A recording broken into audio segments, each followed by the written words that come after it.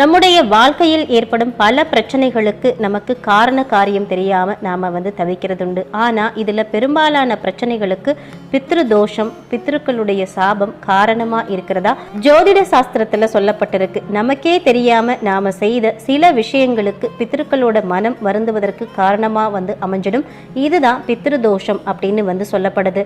ஜாதகம் பார்க்காமலேயே நாம பித்ரு தோஷத்தால அதிகம் பாதிக்கப்பட்டிருக்கிறோமா அப்படின்றத சில முக்கியமான அறிகுறிகளை வச்சு நாம தெரிஞ்சுக்கலாம். இந்த மாதிரியான அறிகுறிகள் உங்களுக்கும் இருந்தா நீங்க பித்ருதோஷத்தால பாதிக்கப்பட்டிருக்கீங்க, உங்க பித்ருக்கள் உங்க மீது கோபமா இருக்காங்க அப்படின்னு அர்த்தம். அப்படி இருந்தது அப்படின்னா அதற்கான பரிகாரத்தை உடனடியா நீங்க செஞ்சுக்கிறது சிறப்பு.